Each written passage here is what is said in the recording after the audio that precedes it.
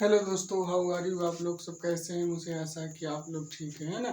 आज का हमारा टॉपिक है अवलोकन विधि से घनमूल निकालना। क्या टॉपिक है? अवलोकन विधि से घनमूल निकालना। इसे इंग्लिश में कहते हैं एस्टिमेशन मेथड, है ना। अवलोकन विधि को इंग्लिश में क्या कहते हैं? Estimation method. अवलोकन विधि से घनमूल निकालना। तो अवलोकन विधि से घनमूल निकालने के लिए हमें सबसे पहले क्या करना पड़ेगा? तो हमें सबसे पहले क्या करना पड़ेगा? क्यूब टेबल याद करना पड़ेगा। क्या करना पड़ेगा? क्यूब टेबल याद करना पड़ेगा। तो देखिए, जैसे 1 का क्यूब क्या होता है? तो 1 का क्यूब 1 होता है। और 2 का क्यूब क्या होता है? तो 2 का क्यूब 8 होता है। और 3 का क्यूब क्या होता है? तो 3 का क्यूब 27 होता है। और 4 का क्यूब क्या होता है? तो 4 का क्यूब 64 होता है ना। 4 का क्यूब। और 5 का क्यूब क्या होता है? तो 5 का क्यूब 125 होता है। और 7 का क्यूब क्या होता है? तो 7 का क्यूब है ना 216 होता है। और 8 का क्यूब क्या होता है? तो 8 का क्यूब 512 होता है ना।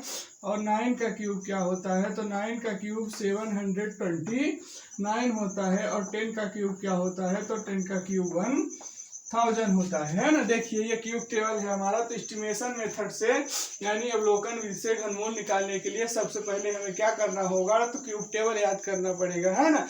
1 से लेकर 10 तक के सभी क्या करना है? सभी के घन याद करने पड़ेंगे। तो 1 का घन 1, 2 का घन 8, 3 का घन 27, और 4 का घन 64, 5 का घन 125, 7 का घन 216, 8 का घन 512, 9 का घन 729 और 10 का घन 1000। यही होता है। अब देखिए, हमें क्या करना है। जैसे मान लीजिए कि 9261 का घनमूल निकालना है। क्या करना है? मान लीजिए क्वेश्चन है हमारा।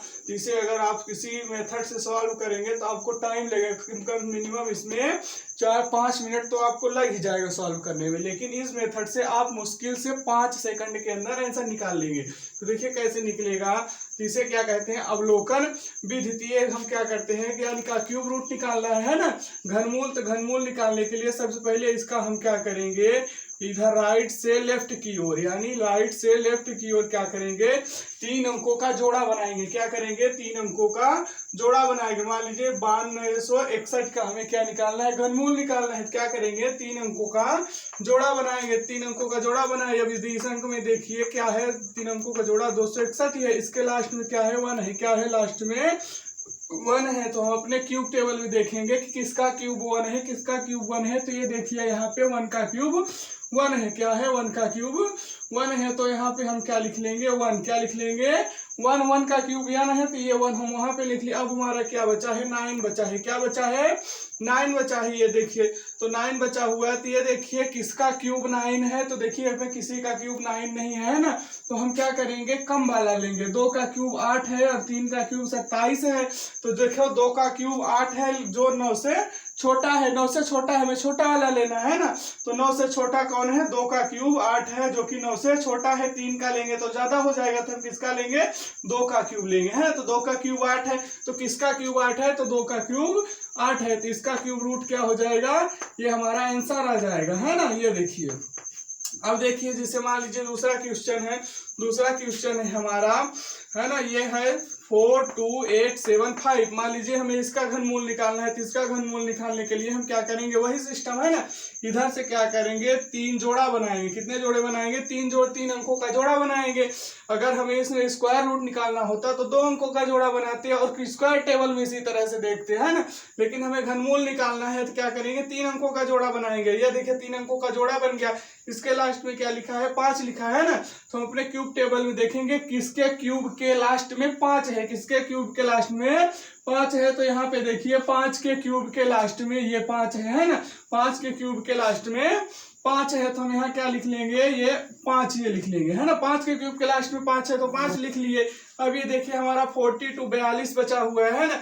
तो ये देखिए किसका क्यूब 42 है? तो इसमें 42 किसी का क्यूब नहीं है। 3 का क्यूब देखो तो 27 है, 27 है जो कि 42 से छोटा है। अगर 4 का क्यूब लेते हो तो 64 हो जाएगा जो कि 42 से बड़ा है। तो हमें छोटा वाला लेना है। तो क्या लेंगे? यहाँ पे हम 3 लिख लेंगे, है ना। 3 का क्यूब 27, 42 से छोटा है। तो यहाँ पे हम 3 लिख लेंगे। ये हमारा हो जाएगा आंसर हो जाएगा। अब देखिए जैसे मान लीजिए तीसरा क्वेश्चन है 9 1 1 2 5, इसका हमें क्या निकालना है, घनमूल निकालना है, क्यूब रूट निकालना है। तो फिर हम इधर से 3 अंकों का जोड़ा बना लेंगे, है ना। 3 अंकों का जोड़ा बना के देखेंगे कि इस अंक के लास्ट में क्या है, तो इस अंक के लास्ट में 5 है। अब हम ये देखेंगे कि हमारे क्यूब टेबल में किसके क्यूब के लास्ट में 5 आता है, तो वही है ना, 5 के क्यूब के लास्ट में 5 आता है। तो हम यहाँ पे क्या लिख लेंगे, यहाँ पे हम 5 लिख लेंगे, यहाँ पे क्या लिख लेंगे, 5 लिख लेंगे। अब हमारा क्या बचा, 91 बचा, 91। तो 91 किसमें है, किसका क्यूब 91 है, तो ये देखिए किसी का नहीं है, लेकिन 4 का क्यूब क्या है, 64 है, और 5 का क्यूब 125 है। 4 का क्यूब 64 जो कि 91 से छोटा है, और 5 का क्यूब 125 वही 91 से बड़ा है, तो हमें छोटा वाला लेना है। तो क्या लेंगे, 4 लेंगे, क्योंकि 4 का क्यूब 64 है। तो यहाँ पे हम क्या लिख लेंगे, 4 लिख लेंगे। ये हमारा आंसर आ गया, है ना। ये देखिए, अब देखिए ये हमारा अगला क्वेश्चन क्या है, अगला क्वेश्चन है 2 9 7 9 1। मान लीजिए हमें इसका निकालना है, तो ही पीछे से 3 अंकों का पेयर से 3 अंकों का जोड़ा बना लेंगे। अब इसके अंक के लास्ट में देखेंगे क्या 1 है, इसके लास्ट में क्या है, तो 1 है। तो 1 देखिए किसका क्यूब 1 है, तो 1 का क्यूब 1 है। तो यहाँ पे हम क्या लिख लेंगे, 1 लिख लेंगे। क्या लिख लेंगे, 1 लिख लेंगे। अब हमारा 29 बचा हुआ है, तो देखिए किसका क्यूब 29 है, तो 3 का क्यूब 27 है, और 4 का क्यूब 64 है।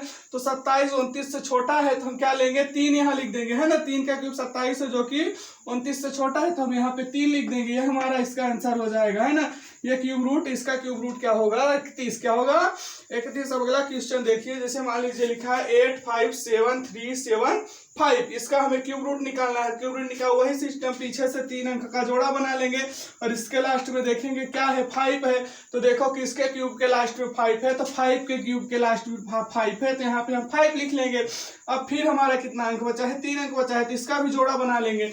अब देखिए लिखा है 857 लिखा है, तो देखो किसका क्यूब 857 होता है, तो इसमें देखो 9 का क्यूब 729 और 10 का क्यूब 1000 है। तो 1000 तो ज्यादा हो जाएगा 857 से, तो हम कौन सा लेंगे, 9 वाला लेंगे, 9 है ना, क्योंकि 9 का क्यूब 729 है। तो यहाँ हम क्या लिख देंगे, 9। ये हमारा क्या हो जाएगा, आंसर। आप निकाल के देख लीजिए, इसका क्यूब यही होगा, है ना, और इसका क्यूब रूट ये होगा, और इसका क्यूब ये होगा, और इसका क्यूब रूट ये होगा, और इसका क्यूब ये होगा, और इसका क्यूब रूट ये होगा, इसका क्यूब ये होगा, इसका क्यूब रूट ये होगा। नहीं देखो 95 का क्यूब यही होगा, है ना, 8,57,375 95 का क्यूब होगा, और इसका क्यूब रूट क्या होगा, 95। हमें आशा है दोस्तों को आपके बड़े आसानी से समझ में आ गया होगा, है ना। बहुत ही सरल ट्रिक है, और बड़े आसानी से आप 5 सेकंड के अंदर आंसर का पता लगा सकते हैं। हमारा वीडियो पसंद आए तो लाइक शेयर सब्सक्राइब करें।